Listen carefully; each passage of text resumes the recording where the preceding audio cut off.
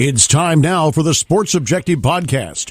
No talking heads, just guys who love sports. Here's Dave Richmond.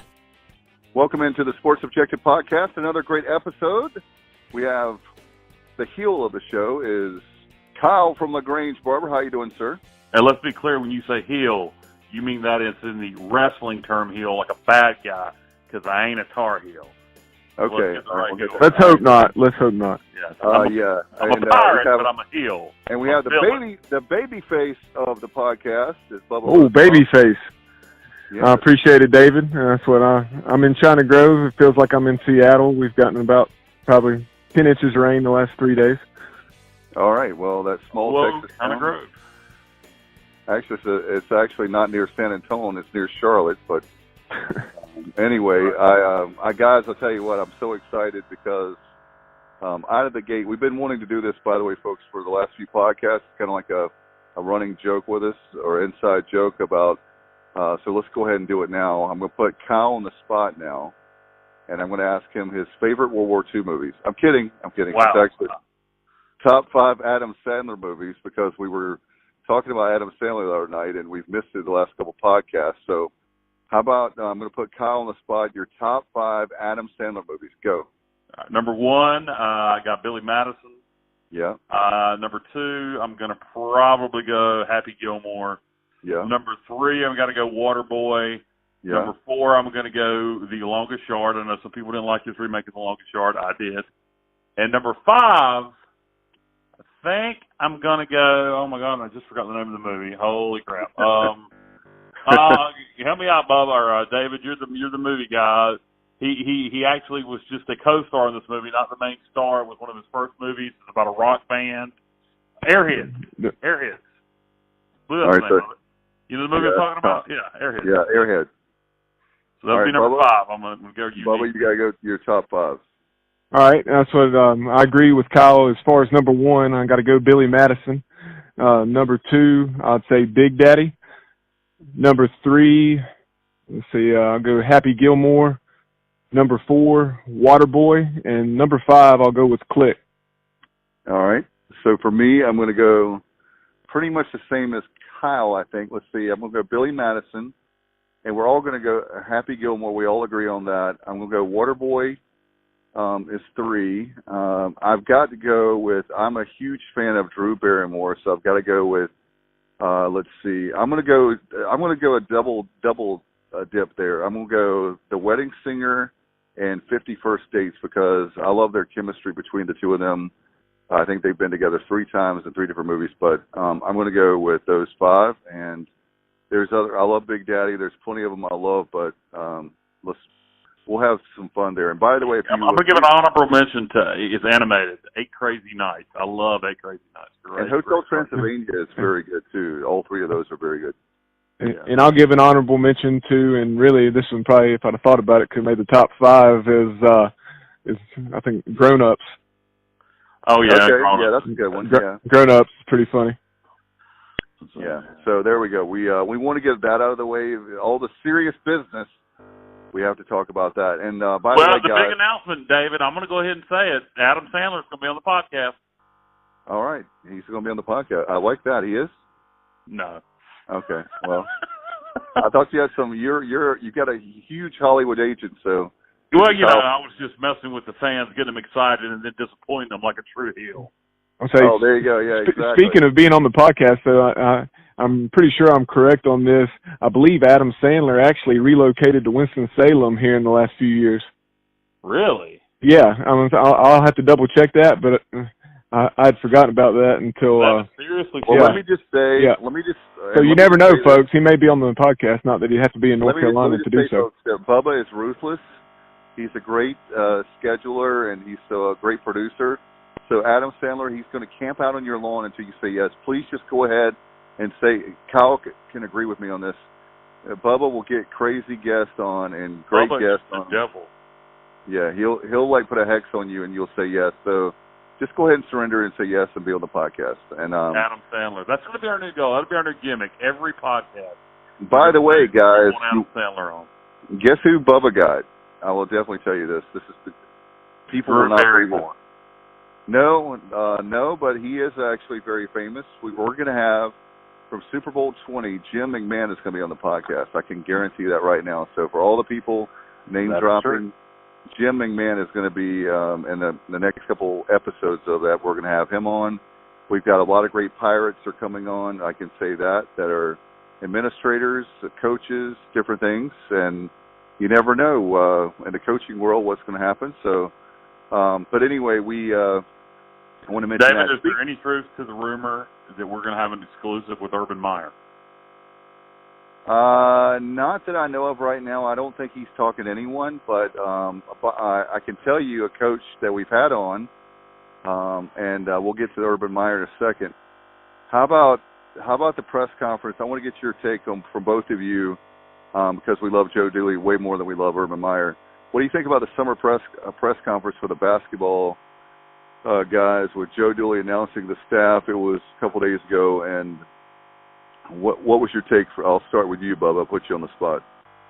I'll just say, so many times here recently we've talked about Joe Dooley and the direction that things seem to be headed with our basketball program. The improved social media presence has been really dwelled on and talked about a lot by us, and then I think this is just one more thing that shows the direction we're headed as a basketball program. And there's no doubt that Joe Dooley and this staff that he's put together is going to build ECU basketball into a winner. I truly believe that, and people need to jump on board now, because I think in a few years, that's what, if not sooner, Minji's is going to be an awfully tough ticket. But I was just really, really impressed. Of course, Steve Roccaforte, it's the first time we've had a chance to hear from him since he came on board, as well as Rafael Chilius. And I know Steve Roccaforte, that's what he had some excellent and very interesting things to say. I know Troy D from Pirate Radio was talking to him, and he asked him about what made him leave a school like Virginia Tech that's in the ACC to come to ECU, and he just talked about the opportunity to do something that hasn't been done, an opportunity to, quote, flip the house, so to speak. So it's going to be awfully interesting when November rolls around in Minji's. Yeah, I didn't get a chance to watch the press conference yet, to be honest with you, but I can comment on what I feel about Joe Dooley and the staff and the direction the basketball program is headed. Loved Joe Dooley. It was the right hire. The staff he's put together is top-notch, the best staff we've ever had at East Carolina in basketball on paper. And the press conference, though I haven't watched, is a great idea to create some buzz for the basketball program right here at the start of football season. And so, no, it's everything is headed in the right direction. When you make the right hire, and then when you make the right hire for head coaches, then he makes the right hires on staff. It just makes everything so much easier. Dooley, instead of going in and hiring buddies, and those guys may be his friends, I don't know, he hired, it appears, the best people he could get. And some people that I'm quite frankly surprised came to East Carolina for basketball, and Dooley is selling them. That means they believe in Joe Dooley. They believe in what he can build here. And if he can keep the staff together, I said it before and I'll say it again, we are going to have the best run in East Carolina basketball history. There's just no doubt about it. Crystal ball not needed. When you got that kind of staff, if you can keep them together, you're going to have success. I know one thing, guys. When you look at top to bottom, Kyle said this podcast or two ago, they all run together now because you guys are tremendous. For me, when I agree with Kyle, and I know Bubba does too, that the question is not if East Carolina is going to be great in basketball. The question is, can you keep the staff together? They're tremendous. All three of the assistants have head coaching experience. How about that? Head coaching experience. All three of them are, in addition to Joe Dooley, are tremendous recruiters. There were people that were worried about that Joe Dooley didn't have a staff. We kept hearing about that. I've mentioned that before, but they have been, so far, I mean, they're already doing more with the recruiting than we've had in a while, and they're actually recruiting locally in and in out instead of out in. In other words, trying to keep as many guys as we can local, and getting those local guys if we can. If we if like Coach Dooley said when he was on the podcast, hey, if we have to go out and go to a certain place to get the best point guard, we're going to do that. And so, you know, he's reaching out to a lot of players. He's got a lot of great things going for him, and he's got all three guys for assistants are tremendous recruiters. It's not like there's a weakest link on the staff that I see. So I know that Steve and we'll give a plug for our good friend at Hoist the Colors. I know that he's pumped up. He's excited. There's a lot of people. Have you guys seen this much buzz for basketball? Maybe you have to go back to 2013 to get when the CIT run. I think you'd have to go back at least 5 years to get this much excitement for basketball. No, and it says two things about the state of East Carolina athletics right now. The fact that there's this much buzz for basketball in late July, early August. One, it says that everybody's really, really positive about the direction the basketball program is going. And two, it shows that there's some hesitancy and still a lot of negativity surrounding the football program. The fact that we're talking about basketball in early August. It's a good thing, but it's also a bad thing, if you know what I mean. It's weird to have this kind of buzz around basketball in early August. But, you know, it should help season tickets. Be glad then that's something I want. Do any of you guys have any inside information on what the delay is on releasing the whole basketball schedule officially, or are we still trying to schedule some games, finalize some things? Have one of you heard? I haven't heard anything on that. I know that the basketball schedule is going to be way better than we've seen in a while. I love the philosophy that Dooley had. He explained that. If you haven't heard the podcast with us, with myself, I sat down and talked to Coach Dooley. It was back in June. You can a few episodes back. You can check that out. But he's tremendous on. He's looking at what he can schedule and what makes sense. And we have league requirements and a whole bunch of stuff. But no, I haven't. To answer your question, Kyle, I don't know what the holdup. If there is a holdup, I don't know what it is. But I think you're going to see. I think you're going to see upgrades, and I think you're going to see where the players that we get will definitely help our RPI overall with a schedule, and then where I think we're going to start out being competitive, and then we'll go from there to pulling off some. You know, right now we're at the bottom of the bottom tier, if you will, the American. I think that in year one we have a chance to at least be the middle of the tier. What do you guys think on that? Well, I don't know if we can get to mid-tier year one. The mid-tier of the American is pretty doggone good. But I do think a shot. I didn't say we will. I just said we definitely will have a shot. I think we'll be somewhere between – I don't think we're going to finish 12th, but I don't think we'll finish 5th or 6th either. I think we have a good chance to fight our way out of the basement. I think we'll finish the best. We have the potential to finish the best we have in the American. And even if we don't do it this year, it'll eventually happen. With this staff, it'll build. What do you think, Bubba? No, I agree. I definitely, just with what we have right now, a few things stood out that I wanted to point out before we moved on to our next topics. While we're still on basketball, I wanted to say one of the things that Coach Dooley said in yesterday's press conference that really stood out was the transformation of the players physically. Just talking about, I think it was either 4 or 5 guys who had been over 20% body fat, and now every single one of those guys, I believe, is under 10%, and then the only one that's over 20% is a guy that just came in here 2 weeks ago. So that shows you the amount of running and working out they've been doing and what's going on there. Something else that stood out is, like you're saying, Dave, as far as our recruiting and making sure that we're really going after those local kids. You think of a couple of guys, Kai Bowman, who was from Havelock. That's what obviously has been setting the world on fire the last couple of years up at Boston College, a tremendous player in the ACC. And then Tyler May, who ended up going to VCU. And then, of course, he was from Farmville Central. And speaking of Farmville Central, our good friend Stephen Igo at Hoist the Colors put it out, I think it was yesterday, that we've offered a young man from from Farmville Central in the class of 2020. I think he's like a 6'1" point guard. His name escapes me at the moment. And then last point is, as far as our coaching staff, something that I found very interesting. You don't see it much, but you occasionally see it, and this just shows you the caliber of our staff. Is we have an assistant head coach and an associate head coach. Now, I can't remember which is which. I think Chilius is the assistant, and then he's the associate, and then Rocco Ford is the assistant head coach. But that just shows you the caliber of the guys that Joe Dooley brought in.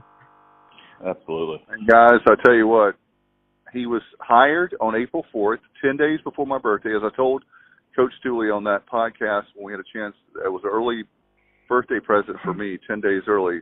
But the guy that hired him is a guest we're going to have on tonight. Ladies and gentlemen, we're going to have Dave Hart, right, Bubba?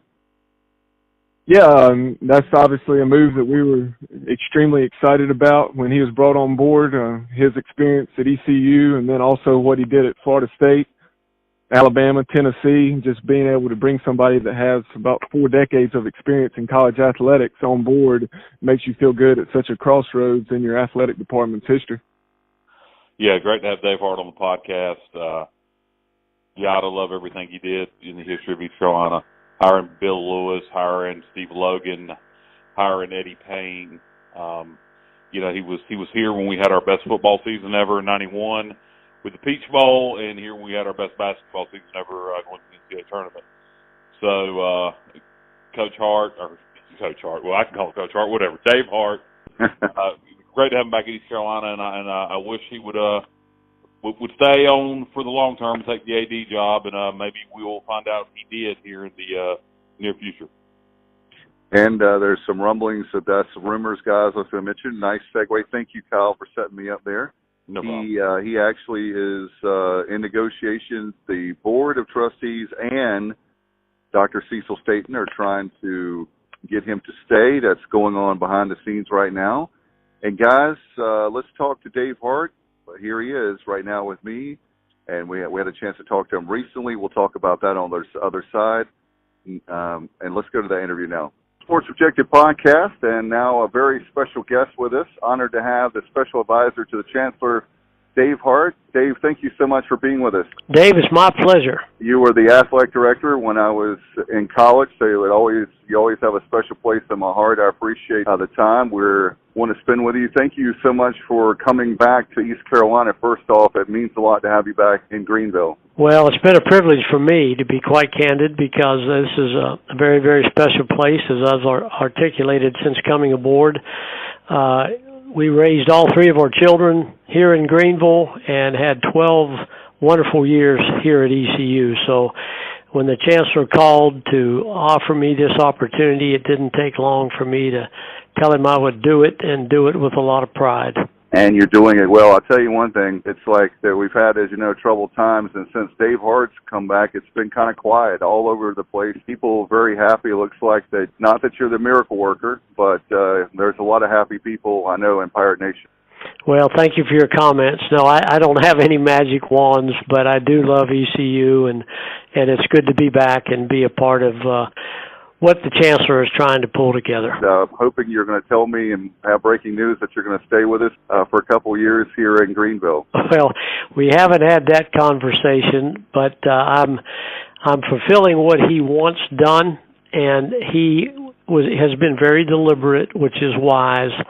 When he first reached out to me, he said he thought this would take at least 6 months to do a deep dive, A to Z, into the athletics program, and then for me to present some plans and alternatives for us to discuss that would put us on a path to returning to the days all of our fans want us to return to. Now, don't get me wrong, we've had terrific coaches here, we've had great success here, and we will have it again, Dave. I'm absolutely convinced of that. Our current financial position is a hurdle, but we've been doing a lot of brainstorming on how we can strategically get to a better place financially so we can provide our coaches with resources they need to compete in the American Athletic Conference, which, as you know, but a lot of fans probably don't know just how good that league is.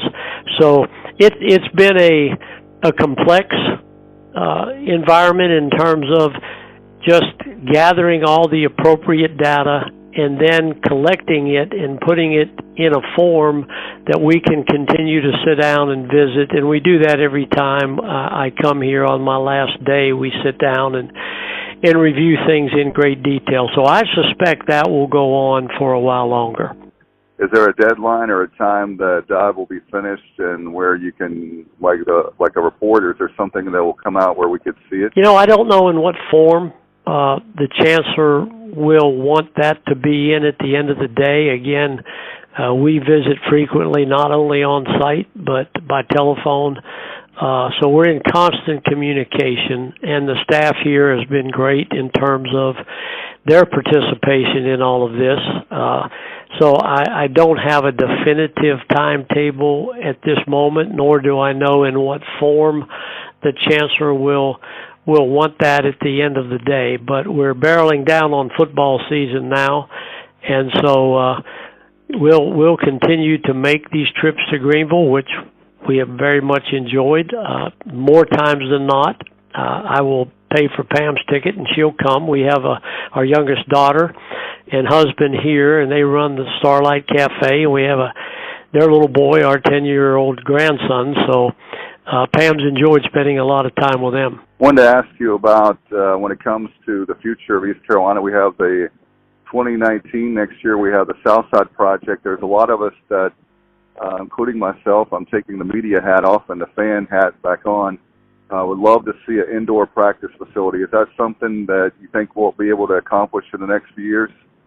I do. I think, and I'll put it this way, Dave, as I have, and I've said this publicly and certainly said it during those conversations with the Chancellor. When we were in the old Colonial Athletic Association and then Conference USA, things like a training table and indoor practice facility, they weren't even a point of conversation because everyone looked alike financially. And so those things, chartering the games with your men's and women's basketball teams, those things were not issues. They were luxuries at that point in time. But now they're not luxuries at all. They're necessities to compete and to recruit at this level in the American Athletic Conference. So yes, I think eventually that will have to become a reality. One of the biggest challenges our athletic budgets, as far as the size of our budget, is there ways that we can improve our revenue as far as bringing money in? Like, I know there are people that have even talked about, there was an idea that I've heard people say about renaming the stadium, having a sponsor for like a corporation paying for that. Is that something that we could do? Are there other ways that we can create more revenue for the athletic program? Well, a lot of our conversations, Dave, are about creative ways to generate new revenue. Now, as you know, the university is in a major capital campaign. It's still in the silent phase, but at some point in time, which is typical of campaigns on campuses or in corporations of that magnitude, but at some point in time, some of these creative concepts that we've kicked around will become formalized. We do have to get into the private sector, if you will. The external path to go into a campaign has already been set in motion. And listen, this is a passionate, prideful fan base. In terms of looking around the country at some of the most passionate fan bases, East Carolina is one of those. And right now our fan base is a little disappointed, which we all understand, and a little hurt. But they'll be back because of who they are, and that's one of the things I've long admired about ECU, and one of the reasons we felt so comfortable in Greenville. So there's no question that we'll turn over a lot of rocks in terms of brainstorming ideas before we finally move down the road in terms of a strategy. I wanted to ask you, you've had a lot of great memories in Greenville. I know coming in the early 80s. Can you walk us down memory lane, some of your favorite times here in Greenville? Well, I have so many. You don't have time. You'll be driving into the Outer Banks water before I can finish because I have a lot of terrific memories. But Tom gave me the heads up that you would want to talk about some football memories, and I'll be happy to give you a couple of those. I can recall during the 91 season, you have to remember, and you will, Dave, as a student here then, the bowl picture was totally different than it is today. I mean, you had to have a really, really good football season to even be in the conversation about going to a bowl. And I remember when the Peach Bowl came here to Greenville, I had several conversations with Robert Dale Morgan, who at that time was the executive director, and people like Rod Hovater, a terrific gentleman who served on their board. But he came here just to have a sit down. We had a few games left at that point in the season, and he and I had talked many times on the phone. So they came to Greenville, and we gave them the VIP tour, everything about Greenville, everything about ECU, the med school, all the great things that were going on. And they listened and basically said, look, if you can complete the run that you're on, we are very serious about talking to you about coming to Atlanta. At that time, it was the final game in Fulton County before they moved indoors. So here we go. So I sit with Bill Lewis, and I review the meetings, and of course they met with Bill as well. And no pressure, but it would be good if we could stay hot. So they came to the Pittsburgh game. And as you know, that's the day the stadium literally shook. You were, I'm sure, in the stands that day. Well, I was in the press box, and if you'll recall, it didn't look good late in the game. And I look out the press box window, and Rod Hovater and Robert Dale Morgan are walking around toward the visiting locker room, Pitt's locker room. Because what had occurred, we were backed up, if you'll remember. It was 3rd and long, and one of the Pitt players grabbed Luke Fisher's face mask, 15-yard penalty, kept the drive alive. 4th down, Jeff Blake delivers a bullet to keep the drive alive. All Pirate fans remember what happened from that point on, the 2-point conversion with Jeff diving into the end zone. I look back out the window, and they're on their way back. They're coming back to the ECU side, to the locker room. Now, I have kidded Rod Hovater about that for a very long time. But then we go to Virginia Tech. And a lot of our fans probably don't even know this. It was never really discussed publicly, but that was a must-win game. They flew a plane to Greenville and picked Pam and myself and a couple others up and flew us to Blacksburg. And so, I mean, I knew in my heart of hearts that if we want to go to the Peach Bowl, we're going to have to win this game, because that's how tough it was to access a bowl like that at that time. So we fall behind immediately. It's 14-0. They're on, I think, the 10-yard line, getting ready to make it 21-0. Greg Grandison intercepts it, goes 95 yards, totally flips the momentum. We win the game.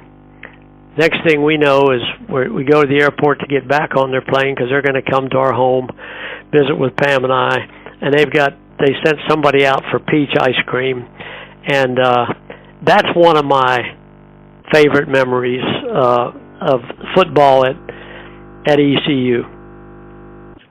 Certainly, I was there in '93 for basketball for the NCAA tournament. You had a lot of great moments in Pirate history, and of course, one of the things I always remember about you is that you were able to negotiate a contract with ESPN. And I always brag to people, I know that television contracts are different, but I think it was East Carolina, Notre Dame, we were pretty much the only independents at that time that had their own television contract. Is that right? That's correct, and that was really good for the exposure, obviously, for our program from that point forward. But ironically, Mike Oresco, who now is the commissioner of the American Athletic Conference, Mike was heavily involved and was high up the food chain at ESPN at that time, and we brought Mike. Mike became a very good friend. He and his bride with Pam and I, but we brought Mike to Greenville for the pig out. He spent 3 days at our home, and I think what closed that deal was getting him out of bed at 6 a.m. to go over and taste the pigs as they came off the grills. But he references that many times. But that was a lot of fun to bring that to closure and see our fans rewarded and proud was a neat moment. Well, I tell you what, I know that I could talk to you for hours. You've been precious. The time is precious. You've been grateful and appreciative of you coming on with us. And hopefully we can have you back on again in a couple months. And I hope you'll be able to say by then that you're going to stay with us. We'd love to have you back as athletic director. So I know that you can't make that decision now, but I hope that you'll make that soon. And definitely in the fall, we'd love to have you back on. Well, you've been very gracious, Dave, and I've enjoyed it, and I'd be happy to get back on with you, and you travel safely and enjoy the Outer Banks. Guys, what a great interview there. It was, let me just give you the background, okay? When somebody tells you that you can have Dave Hart, you take that interview, right? I mean, would you take that interview? Absolutely. Absolutely. So I'm driving the minivan. We're on Highway 64, and they said, you can have him at such and such a time. And I said, okay, great. And then I'm going, oh, my God, that's exactly when I'm going to be in the worst part of the cell phone, the tower, right? So I'm just freaking out. And he actually calls. It wasn't great. He called me back, and actually the cell phone, the service was better. So I'm doing the interview trying to think, and, it's Dave Hart, so you're trying to give him your undivided attention. In my right ear, in the back seat, I have my son going, he's 5 years old, and he started just a few months going, are we there yet? Are we there yet? So I hope to God you guys, do you think the interview went okay? Because in my right ear, that's what my wife wanted to kill him because he's going, are we there yet? Are we there yet? So yeah, that's what I had to hear. The interview went great. I'm glad you didn't run off onto one of those canals in between the Alligator River and the that's where I was in Mans Harbor. It was a great interview. You did a great job. Dave Hart, obviously, is always good to listen to. He speaks with such passion and such a pro. But it doesn't come across, even though he is a pro, it doesn't come across as BS, same thing right. over and over. He comes across as genuine. And so, it was a great interview. You did a great job, and Dave did a great job also being Dave and Hart, I mean. And, you both did a great job. Both Daves did a great job. Thank you. And I want to can we eat some peach ice cream after that interview? I love that story. That is fantastic. Yeah, the peach ice cream to celebrate the Peach Bowl. I'll tell you what, I'd be happy with any kind of bowl celebration ice cream this year. It wouldn't have to be peach. I mean, I don't know. What kind of bowl what kind of ice cream do you eat for the Cure Bowl? I don't know, but I know one thing is that if it's I'll buy you a new set of tires. I would go to the Tire Bowl, right? Okay, all right, that'll work. Or whatever it is, we'll have to buy each other whatever that is. It'll be fun. All right. Next up, Bubba, I know we've got one of the best D-backs we've ever had, especially in the last 2 decades, and now he actually is, I like him a lot. He's working with IMG, with Jeff Charles, with the Pirate Sports Radio Network, and I'm talking about Kevin Monroe. What do you think, Bubba? I really enjoy Kevin's commentary. That's what, in addition to his commentary, he normally has a weekly article on Bonesville.net where he takes a look at the keys to the game. But I think Kevin does an excellent job. He obviously has that player's perspective that he brings to the table. And then one of the things that really stands out about Kevin, besides the great job that he does on a consistent basis, is that call that he had back in 2008 against Virginia Tech. So when T.J. Lee scooped and scored, and he said, "No flags on the field, no flags on the field." Yeah, that was an excellent call and one that I'll always remember. Yeah, that's when I think of Kevin Monroe's calls of the game over the years. that no flags on the field call is just sticks out. I can hear it right now in my head as you were saying it. Yeah. And I remember after that game on the Skip Holt show, this is back when we still did the coaches shows on Sunday night, I believe. Yeah. Skip was talking to Jeff Charles, and they were, of course, recapping the game. And Jeff said when Kevin was making that call of no flags on the field, he was jumping up and down in the press box and just about hit his head, or did hit his head, on the ceiling of the press box there at the Carolina Panthers Stadium. Well, I'll tell you what, he's definitely got a vertical, and his vertical is definitely a lot higher than mine. That doesn't take much. I can barely jump over a phone book. Probably that's about enough. But anyway, guys, let's go to that interview with Kevin Monroe. And I had a chance to talk to him. Let's do that right now. Here on the Pirate Football Nostalgia Party, another great player, one of my all-time favorites. Kevin Monroe is now, you can still hear him with Jeff Charles and Marty Feurer, David Horn, and himself as he's the color analyst for the Pirate Football Sports Radio Network. Kevin, thank you so much for joining us. I'm thrilled to be on. Anytime I get the opportunity to talk about, whether it be playing ball at East Carolina or the current teams, just East Carolina athletics in general, I love doing it. I want to start out asking you, by the way, how did you get started with East Carolina? Or I should say the most appropriate question is, love Coach Logan a lot. How did the recruiting process go for you? How did you ultimately decide to come to East Carolina?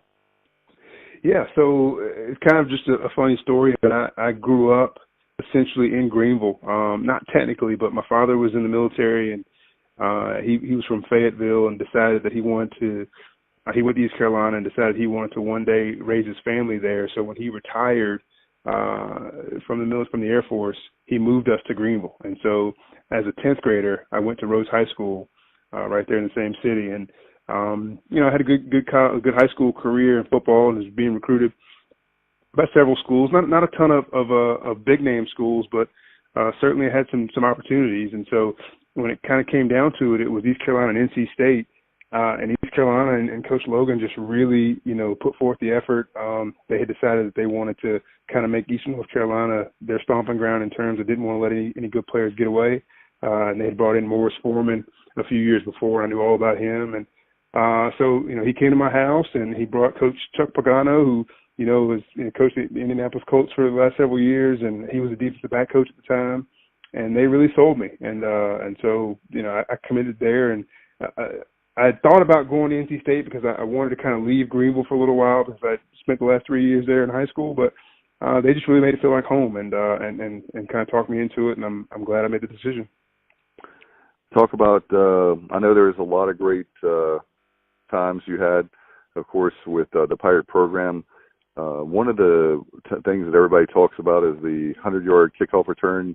I think was that against Louisville? My mind. It was. Yeah, Louisville, 1998. Chris Redmond was the quarterback. We were actually getting beat pretty good in that game. They just they were really, really good. I don't know if you remember the tight end they had, Ivan Green, who really wasn't a tight end. He was probably 6'3", 6'4", but he was only about 215 pounds, and he could run, and he was kind of just giving our safeties and linebackers a tough time. And I think he had like 200 yards receiving that game. And so it was a high-scoring affair. I think the final score was like 63-49.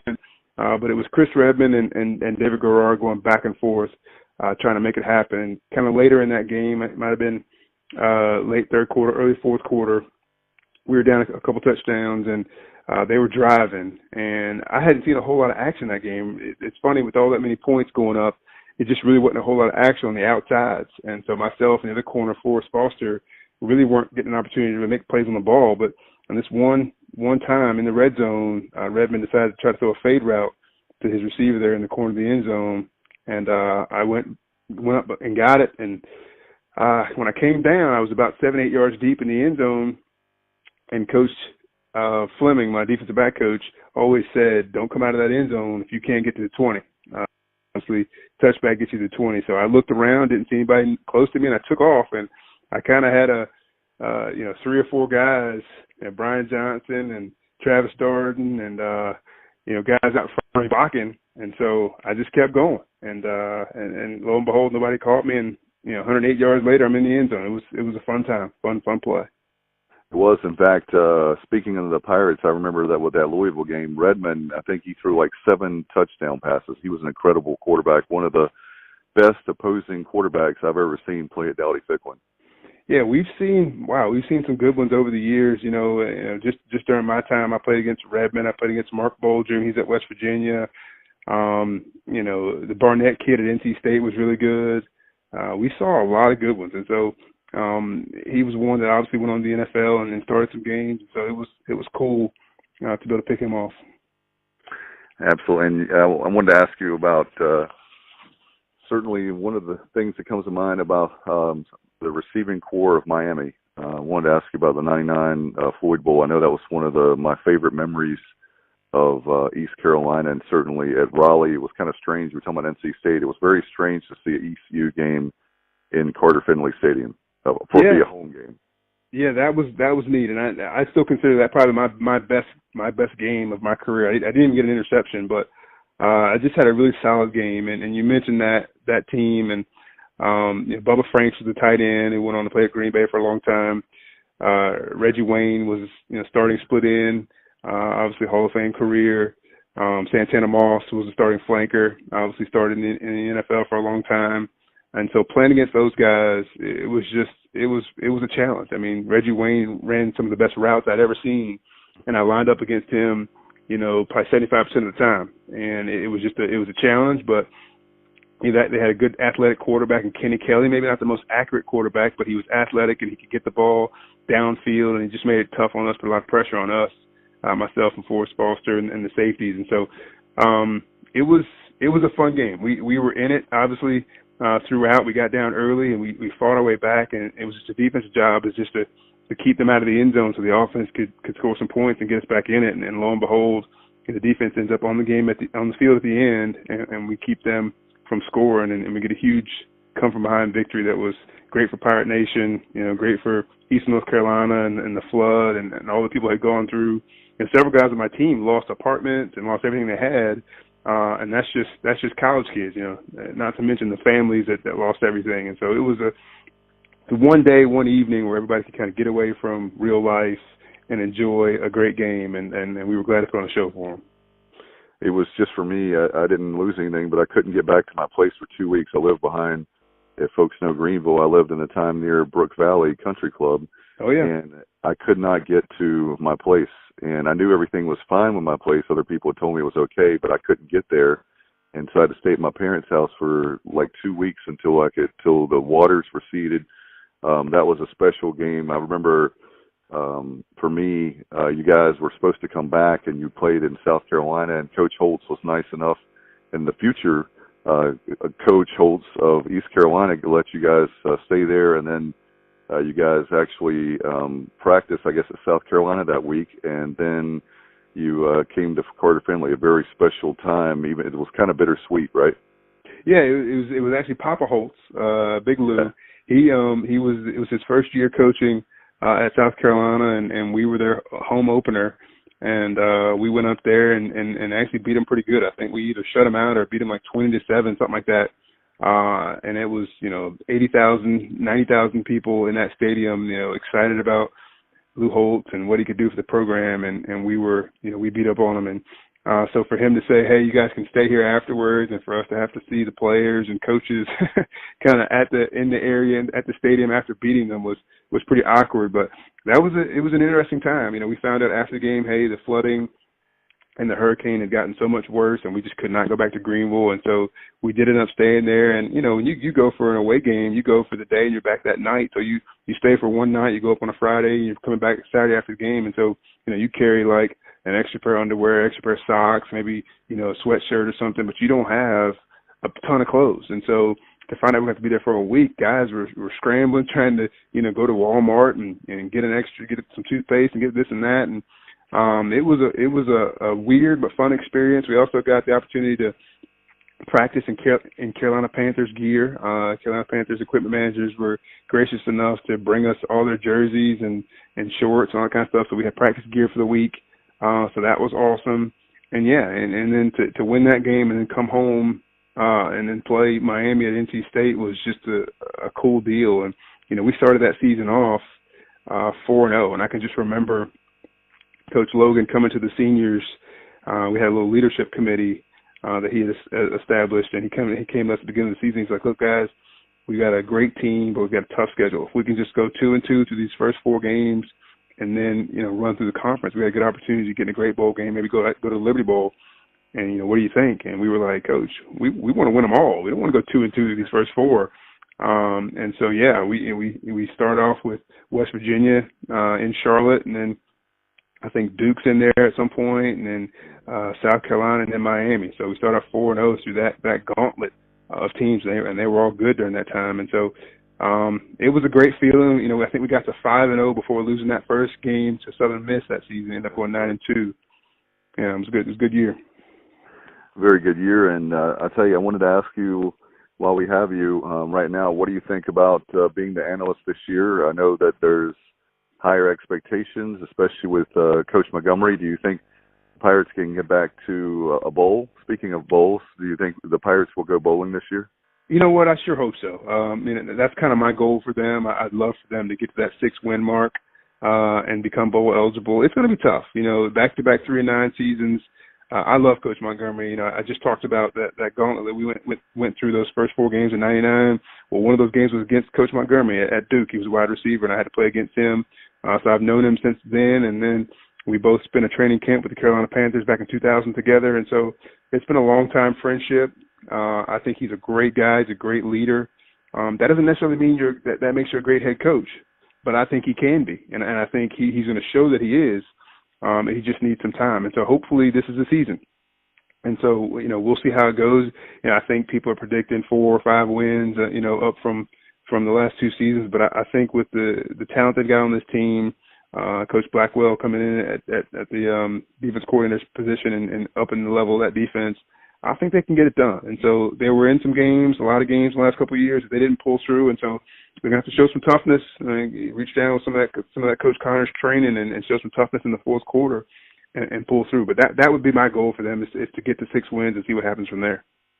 Especially when they're so close in 2015. And I know with Coach Ruff's last season, there were so many games that were so tight. And then it seemed like in the third game of the 2016 season is when the wheels kind of came off for that particular season. And then last year, everybody thought, well, maybe we'll have it. So maybe this is the knocking at the door. Now, Coach Logan's third year, there's something about the third year that coaches in the past, East Carolina and different places across the nation, have turned the corner and right the ship, so to speak. Yeah, that's a good point. John Thompson, I don't think he ever got his third year, those rough years, but certainly I think Coach Mo deserves it. I think that everybody that meets him likes him, and they appreciate what he's doing for the program. And so, yeah, the only thing that comes next is winning football games, and I don't doubt that he's going to get that done. We just have to give him the opportunity to do so, and so this could be the year. We're still having to recruit, trying to grow it organically through the high school route, but you have to pull some JUCO guys in there as well. So there'll be some new faces out there playing on the field this fall, and we'll see. I expect them to play hard and be in every game. Who knows how many they'll win, but this could be the year they turn the corner. I definitely hope so, and we're proud to have you be a tremendous player and now ambassador for the game. And finally, I wanted to been asking the players. Want to ask you, well, what are you up to these days? So yeah, I'm a financial advisor. I live up in the Triangle, and I just moved into a new house in Cary, work in Raleigh, and I work for a firm called Cap Trust. And actually, our CEO Fielding Miller is an East Carolina grad and just made a huge donation to the school of business, and now they've named the Miller School of Entrepreneurship after him. And so wow. The firm is huge supporters of Pirate Nation. The division I work in is a division of professional athletes, and so I invest money for about 75, 80 NFL guys. So I'm around the sport all the time, talk to a ton of NFL guys, and I try to keep them from running out of money. They make a ton of money in the first 5 or 10 years after college, and you want to be with them so that they can maintain it and invest it and budget it and have it for the next 40, 50, 60 years of their life. And so that's my goal day in and day out, and I love doing it. I know East Carolina, listen to me. ESPN had a 30 for 30 on that. I think it was called Broke. What do you, I'll give you this the final question. what do you tell professional athletes, or maybe guys that are listening right now that are really good and have the potential to make it to the next level, to not only college but to the pros? What do you tell them? What do they need to do so they won't get to that point and be a stat instead of being a success story? Yeah, surround yourself with people that care about you, people that you can trust, and that people that want to see you succeed, and separate yourself from people that are bringing you down, people that are holding you back, people that always have their hands out. You know, it's okay to help out a family member or two when they're in trouble, but those people that always need something from you, that always want something from you, you gotta separate yourself from them. And then from there, you gotta get yourself on a budget. Having $2-3 million in a checking account and just swiping your card whenever you want, or having an American Express card with no limit it's a recipe for disaster. And so you have to get yourself on a budget, find out what it takes to pay your bills and take care of miscellaneous spending, and the rest of it you have to save. And if you can get on a budget and control your spending, you'll be fine. But it's those guys that don't want to be on a budget and don't want to listen and don't want to separate themselves from people that are bringing them down are the ones that struggle. And thankful we didn't have any players on that 30 for 30 broke, and I hope to never have any out there. But there are some guys that don't listen, and because of that, they do struggle. But the ones that do listen, they go on to retire and raise a family and have a ton of money in the bank. Well, that's definitely, if I ever make it in the radio business, I'll definitely give you a call. How about that? Absolutely. Look me up. Kevin Monroe for the Pirate Sports Radio Network, and an outstanding player and one of my Hall of Famers in my mind, and hopefully at some point with East Carolina. Thank you so much for spending time with us. No problem, Dave. I enjoyed it. Great job with Kevin Monroe. Wow, we're going to visit with all the guys from IMG tonight. In addition to the legendary Dave Hart we had and Kevin Monroe. And next up with a sideline reporter, Bubba and Kyle, and one of my favorites. In fact, he's one of those guys that knows the game so well. He'd be the guy you'd love to have at the party. Was that really offsides, or was that really whatever the rule is? He knows the rule book very well, and I'm talking about Bubba, Marty Feurer. Right, Marty Feurer. When I think back to my childhood, unfortunately, a lot of the games weren't on television like they are now. I mean, most of them were not. And so we were listening to Jeff Charles and the Pirate Sports Network, and you'd always hear Marty Feurer on the sideline for the coin toss, explaining what the weather was like that day, wherever the game was, and interviewing Coach Logan and Coach Holtz, whoever the coach was, going off the field at halftime and that kind of thing. So a lot of good memories of Marty Feurer's work as a sideline reporter from my childhood. Yeah, same thing for me, listening to the games growing up that weren't televised that I couldn't go to. Hearing Marty on the sidelines, with the weather updates and the injury reports, and interviewing Logan when he was running off the field, which sometimes wasn't always the funnest job for Marty. He also has Marty's voice. Marty's got a very recognizable voice, and it's very smooth. I've always liked his voice a lot. He does a great job, and kind of probably goes a little bit unrecognized by Pirate Nation. You don't hear many people talking about Marty, but he does a great job. And he's a tremendous guy. I love Marty. Let's go to that interview right now. Here on the Pirate Football Nostalgia Party, and one of my favorite people from the Pirate Radio, IMG Pirate Radio Network, is Marty Feurer, the sideline reporter, and does it all for the network. Marty, thank you so much for spending time with us tonight. Well, I appreciate the invitation. Football season's coming around the corner, isn't it? Yes, sir, my friend. In fact, that's the reason why, one of the reasons we decided to have it in July for this party is the fact that it seems like July, you're so close, but yet you're so far away with, it's going to be around the corner, but still not quite there. Yeah, but you can see it. I mean, everybody's pointing towards the end of August, beginning of September, so it's a lot closer than I think everybody thinks. That's true. You've been, how many years have you been, I've lost track, with the network now? It seems like it's forever. And that's exactly. It's 25 and counting, and Jeff says it stays until I get it right. So we'll just see how we go.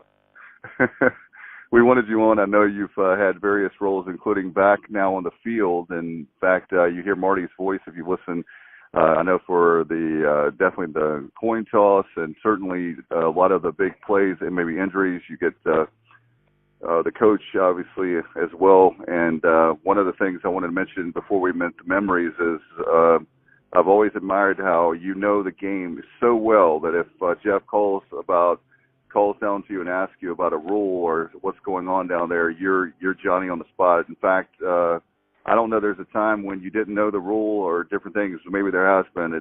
If it's been maybe a few and far between.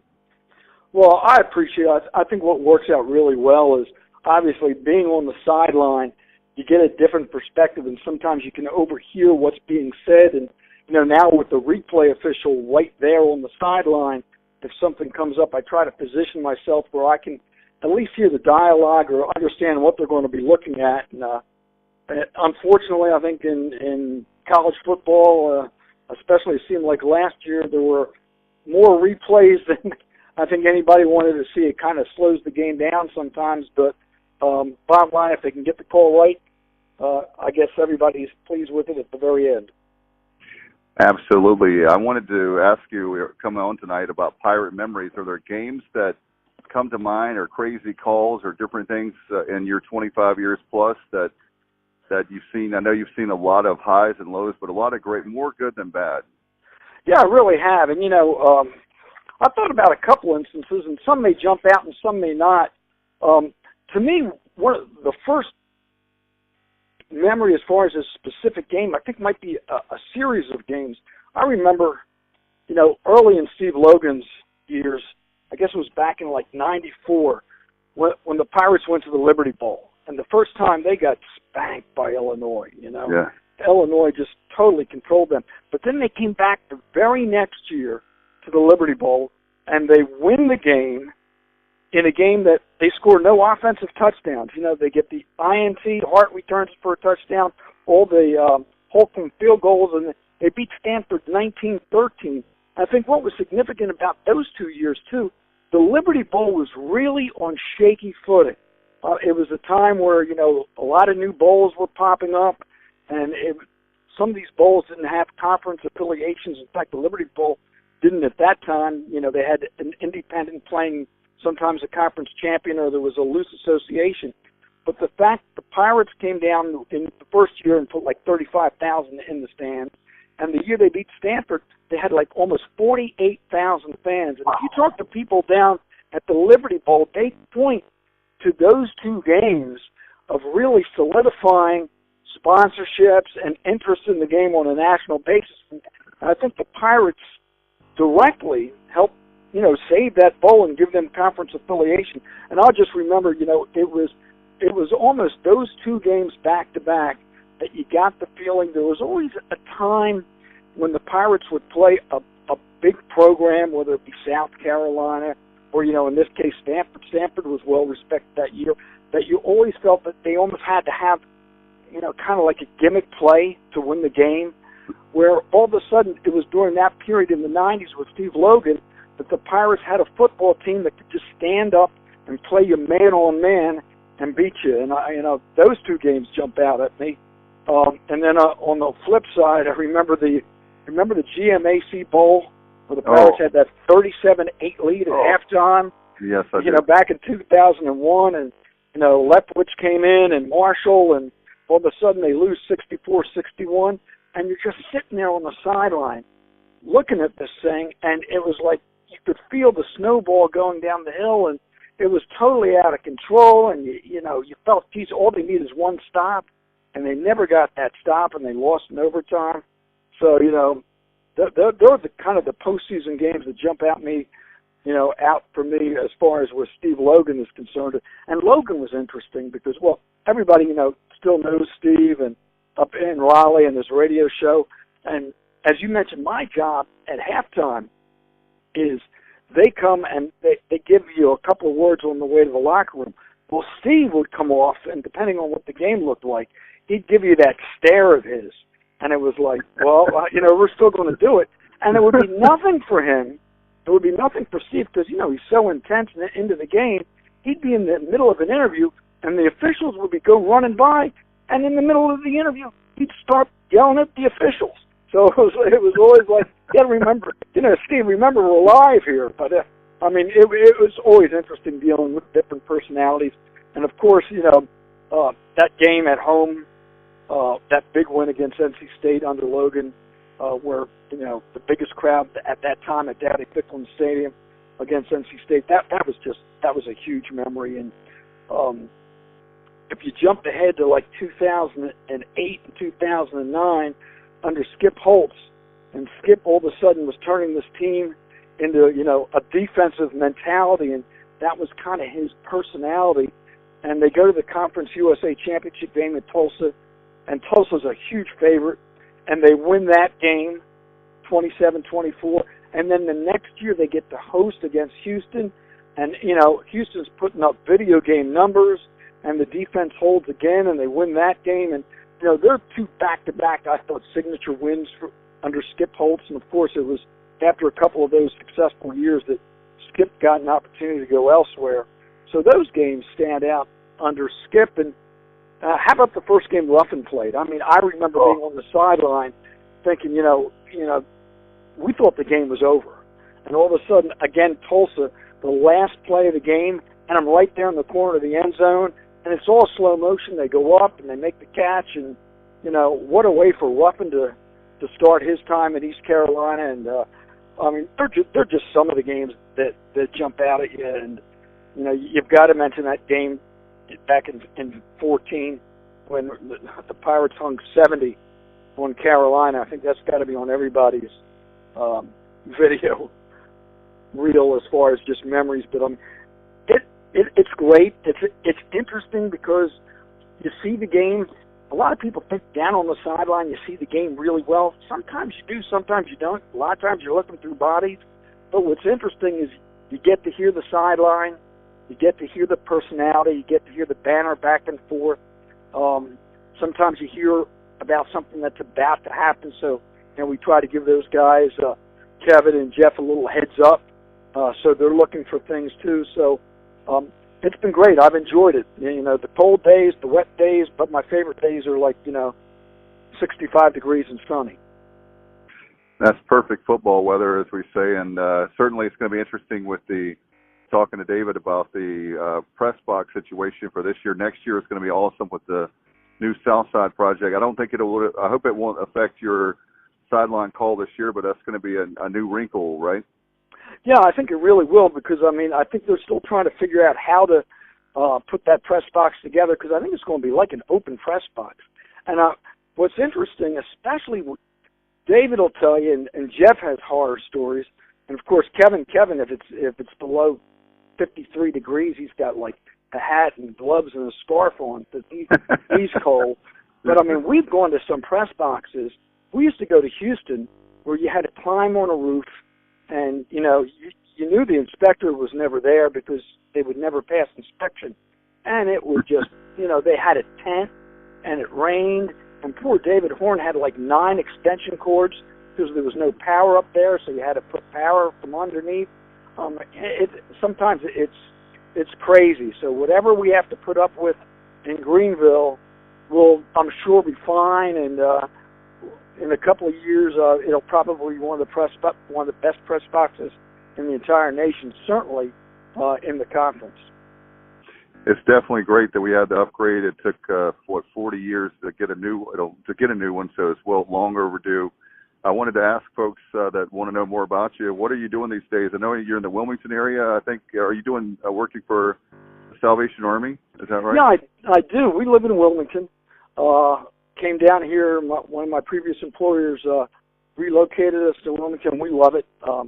All my kids grew up down here, and my wife, we love the beach area, and it's a long day on game day sometimes. But yeah, I'm development director of the major fundraiser for the Salvation Army here on the east coast of North Carolina, much like that they built in the Greenville area.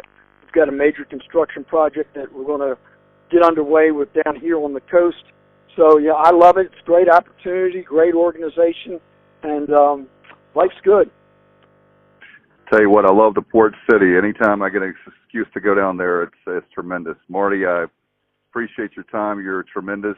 Good luck on the season.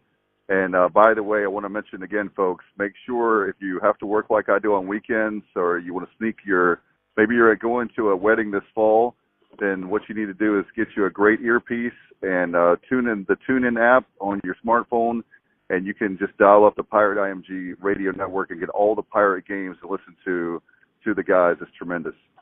Well, we appreciate it, and I'll tell you, when you do it as long as we have, I hope everyone, understands, we really enjoy working together, and sometimes you take for granted what a great play-by-play guy we have here at East Carolina, but Boyce is just the cream of the crop, and it's just, just not regionally, but, just nationally, and those that work with him every day to see the little extra things that he does to just make Pirate football something special on Saturday. What a tremendous guy, good old Marty Feurer, and, he's what I call, guys, Old Faithful, been doing the broadcast for as long as I can remember, a long, long time, with Jeff Charles in the Wilmington areas we just talked about in the Port City. So I want to give a shout-out to Marty, who has now listened to the podcast, and appreciate him. He loves podcasts, by the way, guys, so he's tremendous. Speaking of tremendous, last but not least, I want to, by the way, before we get to our next guest, I want to give a shout out to our good friend Jeff Charles. He's been vacationing, and so we didn't get a chance to. He vacations up in northern Michigan. We didn't get a chance to talk to him before he left, but he is definitely a good friend of mine. And he actually, guys, he put up with me when I was first starting at radio. I could tell some funny stories at some point. They were not funny then; they're funny now. Where do you vacation at in northern Michigan? Great Lakes? I don't know. I've never. We need to ask him that. Maybe we can ask him when he's on the podcast with us. But I'm pretty sure it was one of the Great Lakes, because one of the interviews that we're going to be doing is with Steve Cotton, the voice of the Thundering Herd, and he's actually hanging out with Steve Cotton because they did interviews almost back to back on Pirate Radio last week. Interesting. Maybe there's like a play-by-play retreat up in northern Michigan. Yeah, they're hanging out with Kid Rock. Yeah, look at that. I'm going to say Jeff Charles is an Ohio native, if I recall correctly. So yeah, that's where a lot of people vacation there, or the Outer Banks. So northern Michigan or Outer Banks are big for folks from Ohio. But anyway, we wanted to mention the voice, and definitely miss him. Great media days coming up this week, so we want to definitely remind folks about that. We'll have our thoughts about Media Day next week for sure, and we'll be able to do that, or definitely when I get back. We're going to be on vacation, so. But anyway, let's now move it right along to David Horn, the producer. He's actually the producer, and he also does a great job as the engineer for the Pirate IMG Sports Network. And guys, I've known David for 25 years. When you make a friend in radio like I have with Jeff Charles, you've done something, and those guys are tremendous. I'll put them up against anybody. The fact that you have Kevin Monroe, Marty Feurer, David Horn, and Jeff Charles together, I don't think you can get a better broadcasting team, and hopefully we can keep them around for a long time as well. Absolutely, yeah. Everybody does a great job. Don't know David Horn personally, but I know he does a great job keeping the show on the air.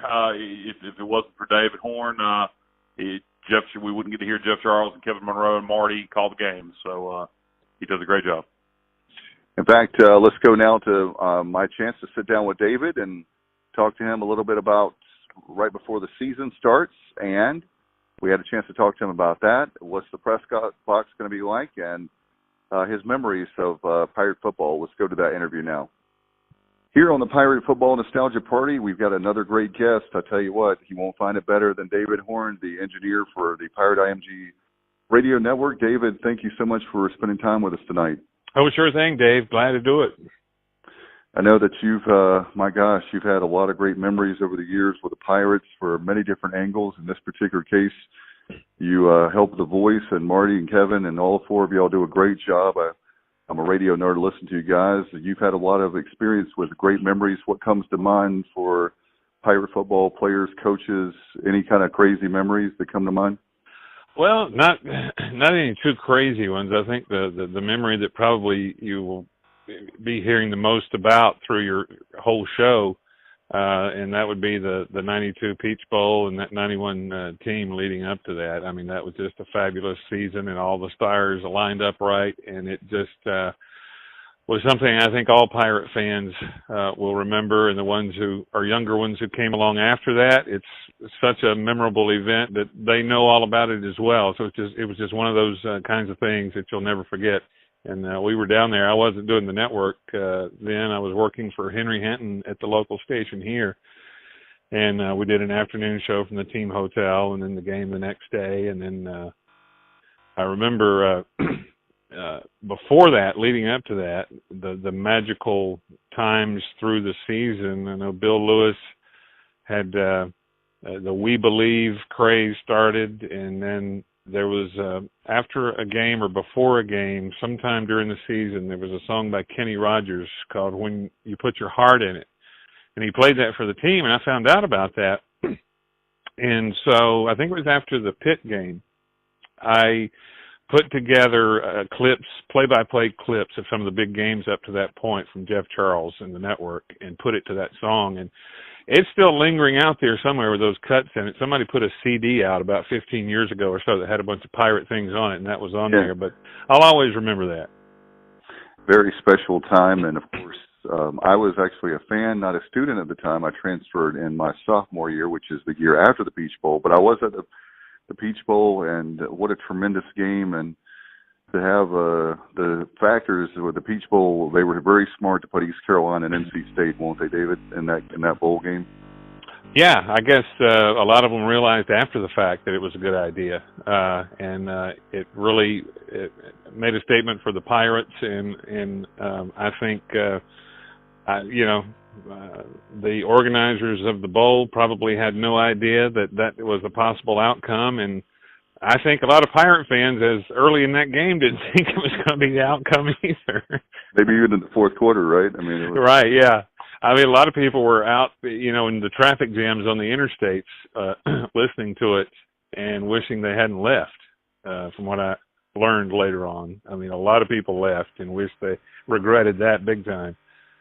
Yeah, they're taking an early trip back from Atlanta to North Carolina, or wherever they are in Pirate Nation. But great game, and I know. Are there any recent memories you've had, being now that you're an engineer on the network and twisting the dial, so to speak?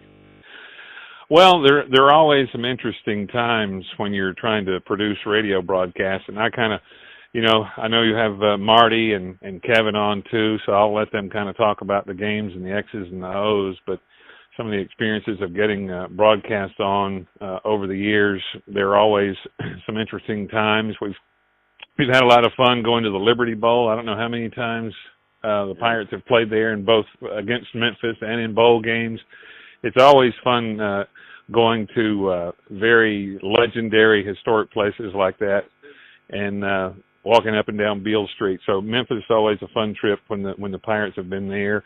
Facilities are not the best in places like that when they're old, but we managed to put the broadcast on. And looking a little bit ahead to this season, you may have been going to ask me about this or not, but the press box renovations are kind of midway through, and so we knew they wouldn't be complete. So we're going to have kind of makeshift facilities as we get into this season. So I'm sure by the end of this season, we'll have a lot of good memories of challenges getting and keeping the broadcast on the air for home games. I can guarantee you.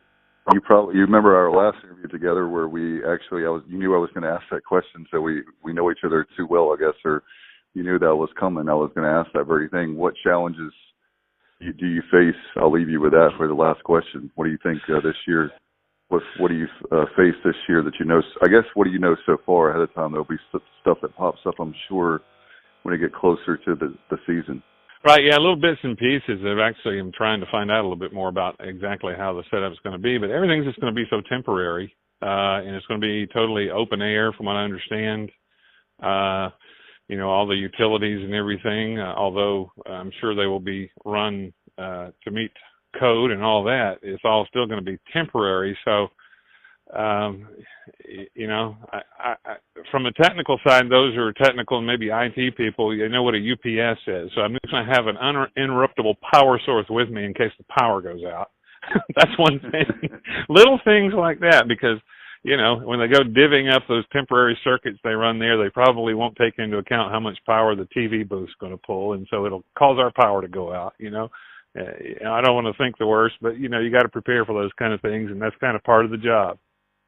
Well, I wanted to tell you, you told me last time, and you had in the last interview, I remember you, and you helped me for tonight. I want to thank you publicly for your help as, I'm going to call you the technical advisor for the Pirate Football Nostalgia Party, all your advice. I appreciate it very much. I remember you saying in the last interview that you have to have a backup to a backup to a backup, and we've tried really hard to do that tonight with the party.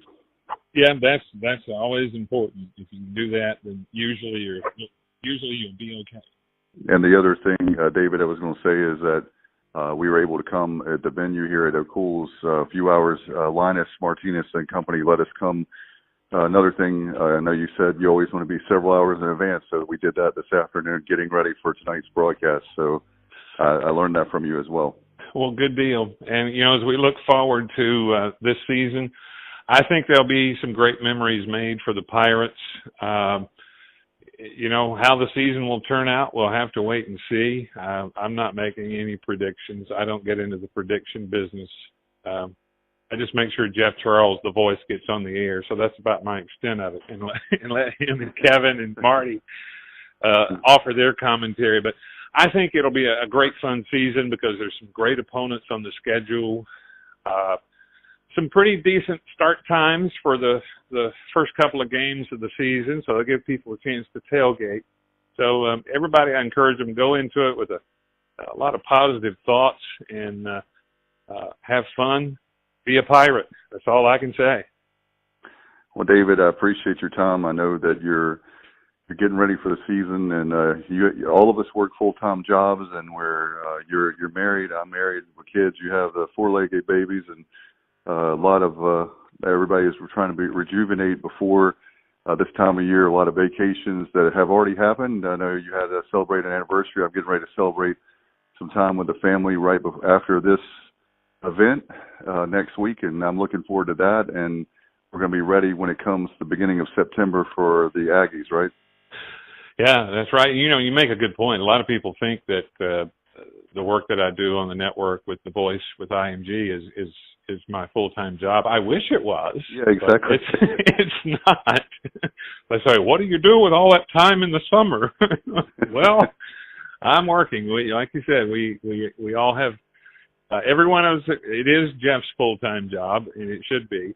But all the rest of the other three of us, Marty and Kevin and me, I mean, we have very demanding full-time jobs, but we love doing this on Pirate football weekends and traveling with the team, and it's a passion for all four of us for sure. Well, I'll tell you what, I'm a nerd, and I will say this for everybody listening right now. If you have to work on weekends like I do, or you want to listen to it, I'm so happy that the Pirate IMG Network, you can hear it on the TuneIn app, and you can hear that at the stadium on your smartphone. You can be like a nerd like me. I listen to every single broadcast. I appreciate the job that you do, David and Marty and Jeff and Kevin. It's just tremendous. I think y'all got a great nucleus, and I hope that y'all can be around for a long, long time. So I'm selfish here, but so I can listen to you. Well, I appreciate that, and it is true. I mean, there's nowhere you can be if you've got an internet connection. You can hear the broadcast, so that's a good thing. There's no excuse. Everybody tune in. I know in the old days, I used to work for that team that's in the baby blue years ago, and back then, when TV wasn't as big of a deal, everybody would turn down the sound and listen to Woody Durham. It's a little harder to do that now because of how signals are sent. Right. The radio might be way behind the TV or vice versa, depending on how things are done. But you get a very different perspective that you cannot get from TV by listening to the description on the radio when you've got a great play-by-play guy like Jeff Charles and the insight and commentary that's offered by Kevin and Marty. They don't just kind of reiterate what Jeff says. when they speak, they actually really add significant substance to the broadcast. So for those who may not listen much to the radio in the past, give it a shot. You'll be amazed at how much of a different perspective you get by listening to the radio broadcast.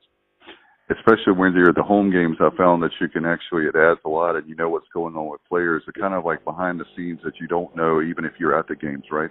Yeah, exactly. And one of the things about Marty on the sideline, I know you're going to have him on as well. He knows, he's a rules guy. So a lot of times when there's some sort of review going on or some sort of something that majorly disputed over a play, he's able to add a lot of insight in from the rules perspective. And I really have never heard anybody that has kind of the knowledge and the insight on the rules that he does. I was going to say that's one of the questions I'm going to ask him when I have him on, is the very fact of the rules. He's like my guy that when there's a controversial call, I have never heard him where he's not spot on. I'll put it like that. In the many years I've heard him on the Pirate IMG Sports Network, so I'm looking forward to talking to him. I appreciate you very much, and looking forward to seeing you at the stadium. And everybody can find me in Section 2. That's where my seats are, right near the Boneyard. I love it, and near about the 10-yard line. Love the student end of the section. Looking forward to next year with the season with the Southside Project. I know we kind of have to just get through this season, and I want to wish you the best for this season. I know we're going to have you on from time to time during the season if you can. Sure. I know it's very busy, but good luck here in the summertime, and get some rest. And I can't wait for the first game against North Carolina A&T. It's going to be a lot of fun. It's going to be a great start to the season, so encourage everybody to come on out. And if you can't come, then listen to it on the Pirate IMG Network. We will be there and would welcome you in. And you're doing a great job with the podcast, and it's always an honor to be on with you, Dave. When you put your heart into something, and how about that? He found out that Bill Lewis motivated the kids for the Peach Bowl with that song, and he worked for hours on that we wanted to play that because David's tremendous, and we wanted to put that together. So David Horn did a great job. It's on YouTube if you want to know where it is, so you can have it. And, of course, you can have this podcast. But when you put your heart into something, he put the 91 highlights together. What did you guys think of that? It was awesome. I mean, Bill Lewis used that song to motivate the team back then, and clearly it didn't have any adverse effect. No, I mean, it's the song's not really my cup of tea, but it certainly was a big part of the 91 season. So props to David Horn for taking the time to put that together. Absolutely. We're with those guys. What a tremendous show. I tell you, you have Dave Hart and 3 of the 4 members of the IMG Network. And I, again, want to thank Bubba for helping to schedule those. And also, I also want to give a shout-out to Tom McClellan helping us out with Dave Hart. Tom has been on the show, and I know that he's been working hard right now with we'll get up with him in a couple weeks, but he's been working hard with media days. He's got that going on and a whole bunch of stuff. And the last couple months, he's been able to help us with Montgomery and also with Dave Hart and more coaches to come. And, guys, I wanted to promote, we've got some big-time guests coming up. Bubba and Kyle has helped out with. So let's talk about that real quick before we before we go. Who's coming up on the podcast? Tell them. We got all kinds of people coming. We, as you mentioned earlier, we have Jim McMahon. We have Scott Weatherby. We have Mike Houston. We have Doug Martin, maybe we should say who some of these people are. Scott Weatherby, current athletic director, Eastern Michigan, associate AD under Terry Howlett. Doug Martin, former offensive coordinator under Steve Logan here at East Carolina, current head coach of Mexico State. Mike Houston, head coach James Madison, the team that beat us last year. Who else we got coming on, Bubba? We got Mark Wharton. He's actually was the executive director for the Pirate Club 2006-2013. He's agreed to come on, and he's current AD at UT Chattanooga. Absolutely. We've got him, and we've got some more ADs around the country. We've got great I'll tell you what, our high school football preview is coming up. That's going to be tremendous. And we have Chris Hughes from the Carolina Preps. If you don't know what that is, look it up. It's a tremendous website when it comes to North Carolina high school athletics. We got that coming up, right, Bubba? A great episode with him. We have a lot of great beat writers, coaches, different things for. Bubba, who's some of the national media personalities we have coming on? So we're going to have Tom Luganbill from ESPN, wears multiple hats there. He's a sideline analyst, also on College Football Live regularly. He's going to be on to talk about the Big 12 as well as the national picture. We're also going to have Mike Yam from the Pac-12 Network, Dave Revson, formerly of ESPN and SportsCenter, and he's at the Big 10 Network. He's going to be on. We're also going to have Steve Lassen from Athlon Sports on. How about our good friend Antonio Castro? He's actually on from Phil Steele Magazine. So we've got, there's so many more. We could rattle off names. We've done probably between player interviews that we did for the Nostalgia Party, and currently I think we have, 60 or 70 interviews? We have a lot. Yeah. I was going to say, just the Pirate Nostalgia Party alone, we had 40 plus, I know. So yeah, when you factor in all of our previews, which David's mentioned the FBS preview and the high school preview, we'll also have an FCS preview where we talk to Mike Houston, as Kyle mentioned, but we also talk to Dave Thomas, the voice of the JMU Dukes, as well as a beat writer for North Dakota State. So, and we're going to bring you some interesting angles there from the top teams in the FCS. That's right. We'll have that all coming up. You can like our Facebook page and follow us on Twitter at the Sports OBJ. In fact, guys, we'll call it a night. And for Kevin, listen to me, from Kyle from LaGrange Barber. I can't believe I had Kevin. I had that beat writer's name on my mind. But from Kyle from LaGrange Barber and Bubba Rosenbaum, you've been listening to the Sports Objective Podcast. You've been listening to the Sports Objective Podcast. Join us next time as the guys will be objective, and the objective is sports.